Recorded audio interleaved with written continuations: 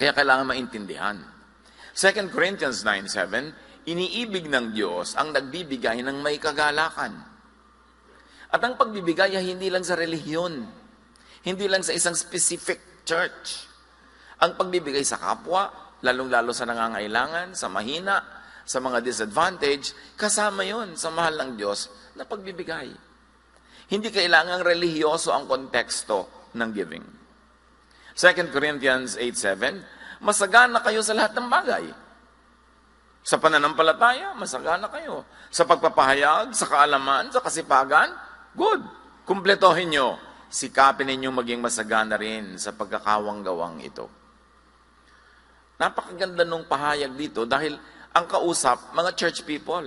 Tad-tad kayo ng relihiyon, ng doktrina, ng mga teaching, pero kumusta naman ang inyong pagkakawang-gawa? Kasi baliwala ang lahat ng ito kung hindi uuwi sa pagiging mabait at mabuti. Lahat ng pag-aaral ng salita ng Diyos, dapat ang ending, naging mabait ka, naging mabuti ka, at naging sensitive ka sa pangangailangan ng mga kapuspalad. That religion that is really overwhelmingly impressive to God is to visit orphans and widows in their distress, to help the sick and the needy. Hindi yung napaka-eloquent mo sa mga doktrina tapos kulang ka sa paggawa ng mabuti, lalong-lalo sa mga nangangailangan. Giving obeys natural law. It's not only religious law, although laging yun ang na-emphasize.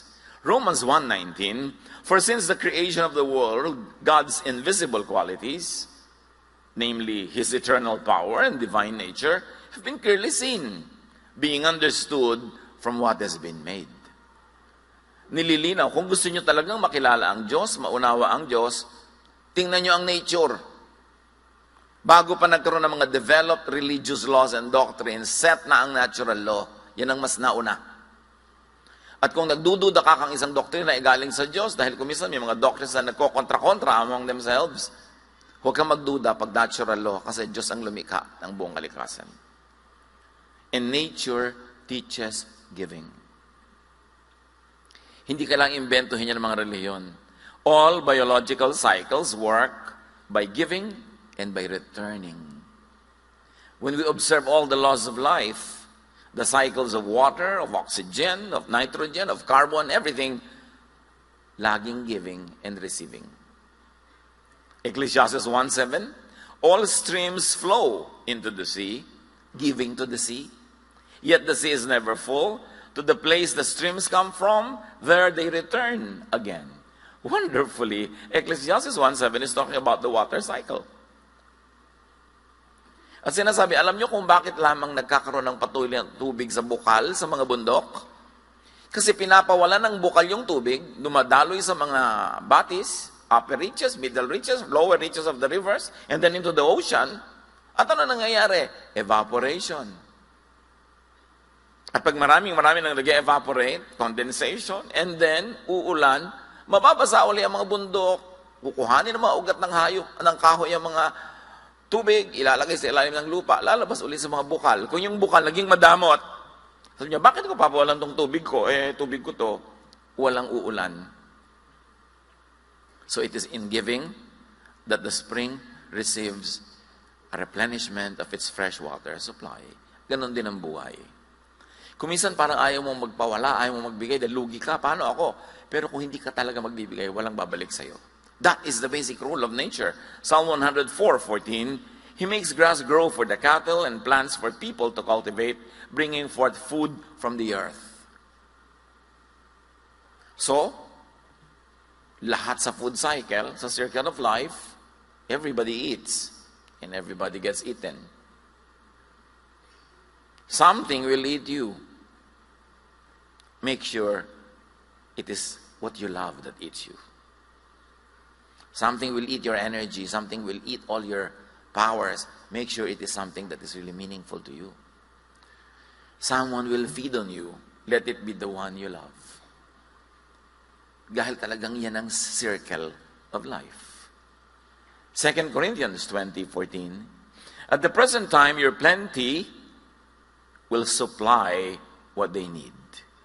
So that in turn, their plenty will supply what you need.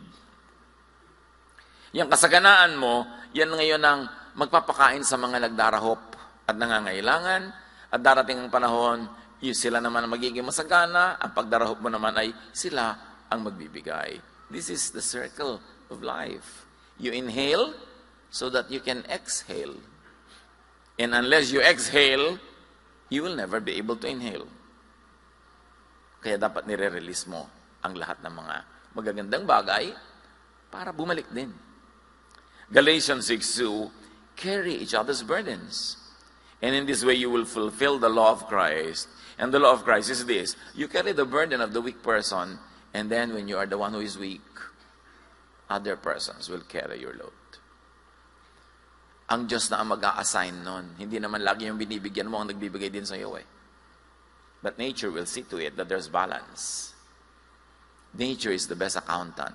Debit, credit, zero balance yan. Walang debit, credit, kupit. Laging merong balancing. By reciprocating, we ensure that other people and we ourselves receive help. Ang di pagtanaw sa utang na loob ay isang abnormality, isang anomaly, isang hakbang tungo sa kabiguan. Kasi pag hindi ka marunong magbigay sa nagbigay sa iyo, mapuputol ang flow of blessings. Luke 17:17-18, Jesus asked, were not all 10 cleansed? Where are the other 9? Nagpagaling siya ng 10 ketongin, isa lang ang bumalik para magpasalamat. Has no one returned to give praise to God except this foreigner? 10 may ketong, pinagaling ng Panginoon, nagtakbuhan na yung siyang pauwi sa kanilang business, isa lang bumalik. Thank you, Lord. Sabi niya, wala bang bumalik? Isa lang. Para magpuri sa Diyos. Meron dito isang element ng giving. Praise to God. Bakit kailangan ng Diyos na laging pinupuri siya? Ganun ba siya ka-egoistic? Egotistical ba ang kanya mga pamamaraan? Ma-pride ba ang Diyos? Kailangan lang purihin? No. God doesn't need to be praised. We need to praise God. Because God is ordained in creation that praising the Creator calls blessings upon the one doing the praising. That is the rule. Maintindihan man natin at hindi. Kaya ang mga tao, ay bakit ang easy naman po ng praise and worship natin ngayon? Bitin. Sister, 3 hours na, bitin pa. Meron kasi talagang kailangan mag-praise sila na mag-praise. At bakit nila gusto yon? Dahil may nangyayari sa kanila pag nagpe-praise sila, mahirap paliwanag. Pag ang tao nagpe-praise sa Diyos, nagbibigay. Ito, bigay ha. Hindi lang naman tithes and offerings ang binibigay sa Diyos. Nagpe-praise ka, ikaw nakikinabang. Hindi natin alam how it works. Maybe someday people will know how the mechanics. But when we praise, we get blessed. Psychologically, mentally, emotionally, and even physically. There are people who are known to get well from their illnesses by praising. Mayroong ganun. Kaya sabi niya, bakit yung siyam hindi nagpasalamat? Hindi dahil nagagalit ang Diyos, hindi siya pinuri, kundi, sayang! Hindi makukumpleto ang blessing sa kanila. Dito lang sa isa bumalik, mabubuo yung cycle and circle of blessing. Kasi tumanggap, dapat magbigay. Hindi sila nagbigay, wala nang tatanggapin. Baka mabawi pa yung naipahiram sa kanilang kalusugan. Matthew 18:32-34, then the master called the servant in. You wicked servant, I canceled all the debt of yours because you begged me to. Shouldn't you have had mercy on your fellow servant, just as I had had on you? In anger, his master handed him over to the jailers to be tortured until he should pay back all he owed. We all know the story. Ang laki ng utang nitong servant 1, pinatawad ng master, tapos si servant 1 siningil yung servant 2 na may konting utang sa kanya. So, pambihira ka, laki-laki na binigay ko sa'yo, tapos hindi mo pinatawad yung mayroong utang sa'yo. May utang ka na uli at dahil hindi ka makabayad, ikukulong ka. This is a story that is meant to be understood at the lowest level of comprehension. Pero may mataas siyang kahulugan na pagka hindi ka nagbigay at ikaw'y binigyan, nature will work. God does not have to get down from heaven to decide what to do with you and for you. It will work naturally because after the 6th day, God finishes His work. Resting na ang Diyos. So all the laws of nature are already set. So pag may binrake ka, God doesn't have to make a personal decision to punish you. The system will punish you. The natural law will chase you. At gano'n na mangyayari. Kaya sabi ng matatanda, dahil sa tagal na ng buhay nila, na-observe na nila, ang di lumingon sa pinanggalingan, di makararating sa paroroonan. Kailangan marunong kang lumingon. Marunong kang magsukli sa bawat ibinibigay sa iyo. 1 Corinthians 10:24, no one should seek their own good, but the good of others. Ito ang sikreto ng success. Seek the good of others. Itong very materialistic and mistaken, twisted, warped world, ang itinuturo sa atin ngayon, selfishness. Kailangan ikaw manalo. Kailangan sa competition, very competitive ka. Kailangan ikaw ang laging manalo. That's not what nature tells us. Because lack of altruism, lack of goodness to others, selfishness, begets selfishness. Ang maramot ay pinagdaramutan. Ang nananalo, pinagpaplanuhang talunin. Hindi ka magiging winner for long. Kasi laging merong maghahangad na siya naman ang manalo. In the long run, this leads to extinction rather than survival. All the species survived and thrived throughout time since creation when they know how to cooperate with each other and with other species. Even plants help each other. It has been proven by studies that the roots of plants under the ground communicate with one another. At pagka mayroong isang tree na mayroong may sakit, the other trees send nutrients through the root system. Nagtutulungan sila. That's how they survive. Kaya kahit sa mga biological relationships, iba yung mutualism, may commensalism, at pag may parasitism, somebody dies. May bulati ka sa tiyan mo, inubos niya ng inubos ang nutrient mo, binigyan ka pa ng sakit. Pag namatay ka, edi patay din siya. It is in cooperation that we will thrive. Kahit yung mga mundo ngayon, mga nations, all these countries, ang survival of the human race is in cooperation, not in competition. Kaya yung mga traders natin, may magandang policy, one town, one product. Biruin mo naman sa Laguna, kung lahat ng mga town dyan, ang product ay buko pie. Sino pang bibili nun? Lahat sila pare-pareho ng product. Kailangan may espasol naman doon. May sombrero dito, may bayong doon. Cooperation. Yung kulang ng isa, ikaw ang pupuno. Yung kulang mo, siya ang pupuno. And it is in cooperation that we thrive. Tigil-tigilan yung sinungalingan ng competition. Because when you compete, your competitor will like to kill you. And one of these days, they will succeed. Samantala kung cooperative ka, napapakinabangan ka nila, bubuhayin ka nila. Or at least hindi ka nila papatayin. Ang Sodom, yung city of Sodom, winasak yan at pinasabog dahil sa kanilang selfishness and greed and unkindness. Ezekiel 16:49-50, ipinapaliwan kung bakit tinupok ang Sodom. Now this was the sin of your sister Sodom. She and her daughters were arrogant, overfed, and unconcerned. They did not help the poor and the needy. They were haughty and did detestable things before me. Therefore I did away with them, as you have seen. The sin of Sodom was very inhospitable. They were very unkind to strangers. Psalm 107:33-34, about Sodom. He turned rivers into a desert, flowing springs into thirsty ground, and fruitful land into a salt waste, because of the wickedness of those who live there. And that was unkindness, as explained to us by Ezekiel. Hostility, violence to innocent, helpless foreigners. Acting selflessly ultimately leads to the propagation of the species. Yung marunong makibagay, makitungo, makisama, makipagmabutihan, sila ang magwawagi. The giver is blessed because the giver reflects God's image. Because the image of God is a giver, not a taker, not a one-way taker. God gives and God receives. What does God receive from us? Our worship, our devotion, our love. And if you like to say, our service. But God is all-sufficient. God doesn't need our service. But God, because He is so loving, takes it upon Himself na siya ang umaako na nagkakautang pag may ginagawa tayong mabuti sa kapwa. Kaya tuloy, nabibigyan siya by giving to the needy, to others, to worthy causes. God participates in the circle of life of the giving and the receiving. He doesn't need to, but He chose to do so, to be involved with the lives of the people that He created. Hebrews 13:16. At huwag nating kaligtaan ang paggawa ng mabuti at ang pagtulong sa kapwa, sapagkat yan ang alay na kinalulugdan ng Diyos. Yun. Pwede natin gawin yun araw-araw, gumagawa ka ng mabuti sa kapwa. Kinalulugdan ng Diyos. Tinuturoan niyo ba ang mga anak niyo na, anak, itong baon mo, masarap na sandwich.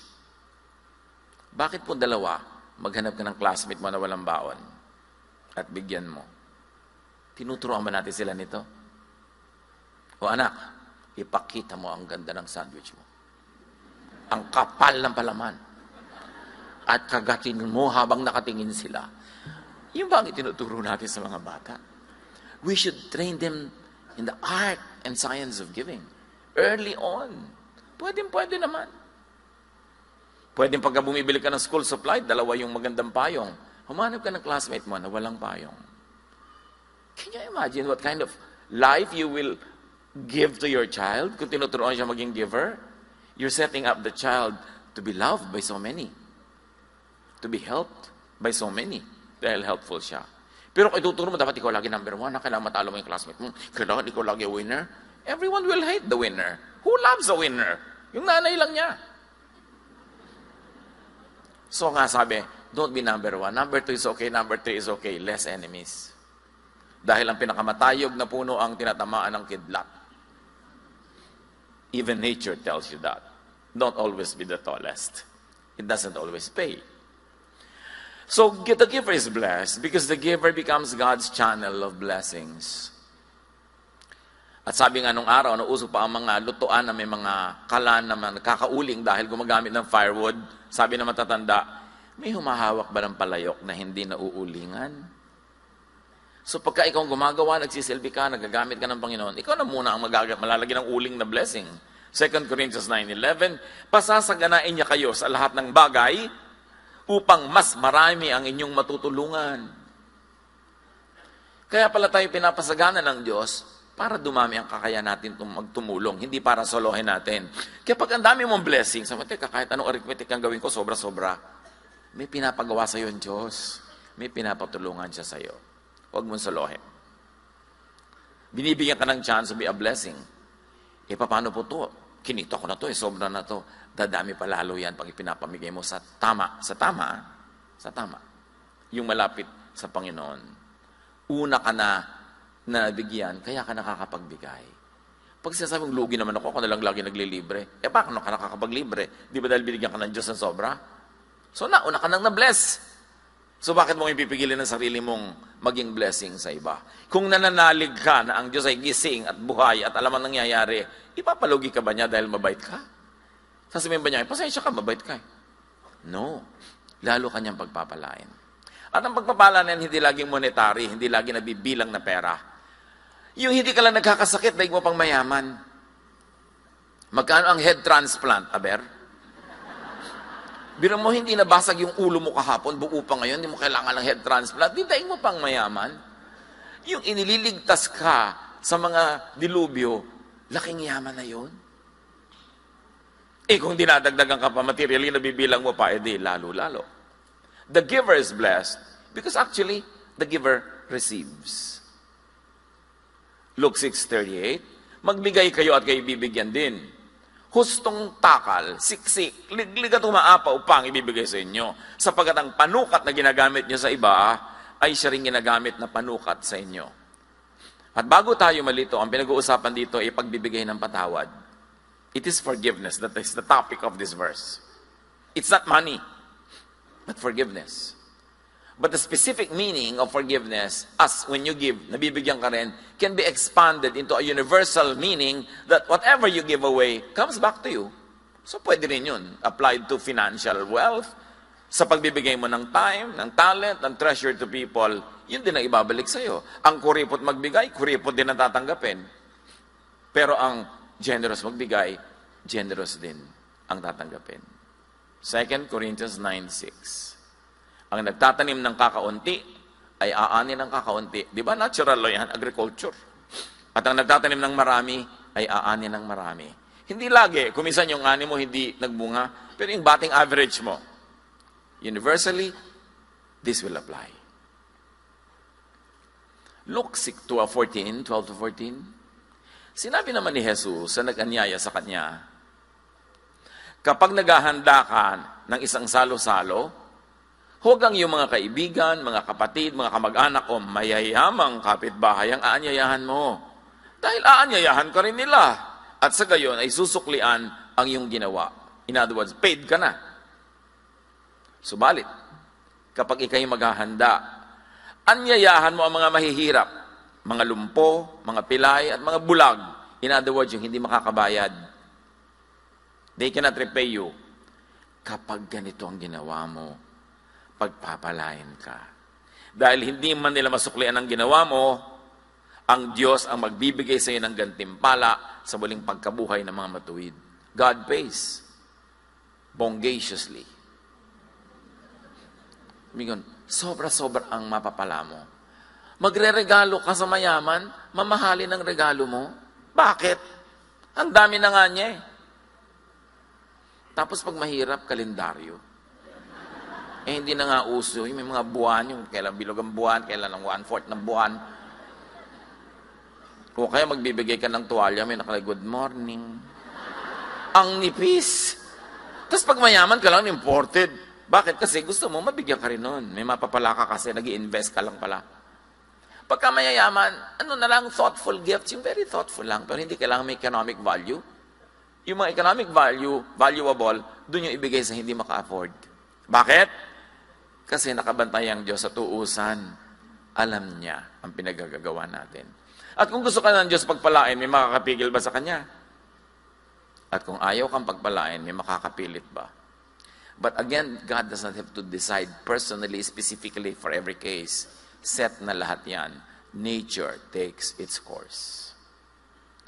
So magbigay sa hindi makababayad at makapagsusukli.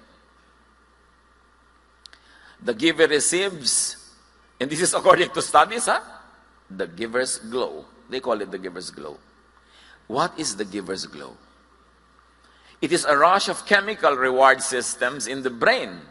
When people give or help others, it gives feelings of tranquility and inner peace. Napag-aralan na nila ito, meron palang giver's glow. Tingnan yung katabi nyo. Kasi meron ding madamot paleness. Nakikita pala sa kutis. Alam nyo yan mga kapatid, di ba? Yung iba ang saya mo pag nagbigay ka. Mga saya na nakakapagpagaling ng sakit. Mga saya na nakakapagpalayas ng mga lungkot at mga inip sa buhay. Kaya, ang laki ng benefit ng nag-give. Helping others and being generous increases happiness. And from studies in health psychology, they say that receiving good has short-term happiness. But giving and doing good has long-term happiness. Na-measure na sa mga laboratory exams yan at mga tests. Pag ikaw'y tumatanggap, meron kang maiksing saglit na kaligayahan. Pero pag ikaw nagbibigay, matagal yung kaligayahan. So ask, meron ba akong giver's glow? Di ba kung minsan sasabihin ng kaibigan mo, uy, may glow ka, in love ka, no? Pero meron ding glow yung nagbibigay. At hindi imposibleng merong praisers glow. Yung pag pinupuri mo ang Panginoon, merong worshipers glow, at syempre, meron ding madamots darkness. Basta yan, inutos, may benefit. Tatandaan nyo to, ha? Pag inutos ng Diyos, may sense. Hindi mo man naintindihan. Kasi sinabi niya, praise God, give to God, sundin mo, kasi alam ng Diyos kung ba't niya inuutos yun. And when you begin to obey it, you switch on and put on automatic a reward and blessing system that will never stop until you receive the blessing promised by God. Reverse it. Yung kasakiman, pagiging makasarili, ang pindutin mo, aandar din yun. It will never stop until you receive the punishment. Because God is just. And God knows. So there are clinical benefits of the giver's happiness. Studies have shown that givers generally have lower blood pressure, lower risk of dementia, less anxiety and depression, reduced cardiovascular problems. Kaya sabi ng mami mo, stress na stress ako, ang taas ng blood pressure ko, ang galit na galit ang aking mga pakiramdam. Naku, mami, hindi ka na naman nagbibigay, ano? Sinolo mo na naman siguro blessing, tumataas ang blood pressure mo. Huwag niyo naman gawin niya sa lahat ng nagkakaroon ng high blood pressure, no? Isa lang yan sa mga dahilan. Pero magandang suriin ang sarili. Mahirap palungkutin ang taong palabigay. Kasi siyang may control sa buhay niya. Ito yung gusto niya magbigay, pwede niyang gawin. Ang mahirap pasayahin yung taong gustong tumanggap. Kasi wala sa control niya kung tatanggap siya or not. Can you imagine, if your happiness is in receiving, you place your happiness in the hands of givers who are not under your control. But if you place your happiness in giving, it is in your hands. You can be happy anytime. Kaya dapat marunong ang tao. Sundin ang mga utos ni Jesus. Naintindihan mo no, hindi. May saysay yun. May dahilan. Psalm 41, 1-3. Blessed are those who have regard for the weak. The Lord delivers them in times of trouble. Natural lo yan. Imagine the Lord delivers them in times of trouble. I was just reading the email of a friend na ang apo niya ay tumatawid, tapos yung anak niya, natatay nung apo na yun, nakikitang masasagasaan yung anak niya, wala siyang magawa para siya nag-freeze, at yung anak naman hindi nasagasaan bigla. And later on, sinasabi ng anak, ramdam na ramdam ko may humila sa akin kasi nawala siya talaga sa harm's way. Hindi ako nagtatakang marinig yun. Kasi sinabi, the Lord delivers them in times of trouble. It doesn't always happen. But it can happen the time you need it most. Sabi, blessed are those who have regard for the weak. The Lord delivers them in times of trouble. And many times, hindi natin alam na na-deliver tayo in times of trouble because we did not even know that there was trouble. And the Lord's mighty hand protects His people. Go on, verse 2, the Lord protects and preserves them, and they are counted among the blessed in the land. He does not give them over to the desires of their foes. Can you imagine? Alam ng Panginoon ang mga balak sa'yo ng mga kalaban mo, pero hindi niya pinapayagan matuloy. Mabait ka lang sa mga kapaspalad at mga kawawa. That is natural law. The Lord sustains them on their sickbed and restores them from all their bed of illnesses. Ang dami mga tao na magtataka ka, ang grabe-grabe ng sakit niya, pero bakit maganda yung aura? May itsura, inaayos. Meron pa akong kilala noon, mahirap sila. Kung anong ipayo ng doktor na dapat kainin, wala silang ibili. Mamaya yung dadalaw, yun ang dala-dala. Ang daming himala na nangyayari araw-araw. Napapansin man natin o hindi. The giver is made rich or richer. Proverbs 11:25, a generous person will prosper. Whoever refreshes others will be refreshed. Mga kapatid, tuwing malakas ang inyong katawan, merong kakayanan, meron kayong finances, meron kayong energy, be helpful. Huwag niyong sayangin ang bawat araw na kaya niyo na maging helper, imbes the recipient of that help. Because when the time comes, when you will be the one to need it, nature will work and direct all the energies of the universe towards you, to bless you. Sayang ang bawat araw na mayroon kang extra money na wala ka natulungan kahit konti. Sayang ang bawat araw na malakas ka na hindi ka dumalaw sa may sakit. Tapos ano magawa? Boring, wala kang magawa. May lakas ka, hindi ka dumalaw sa mga may sakit. Sayang talaga ang bawat araw na hindi natin ginagamit para maging blessing ng iba.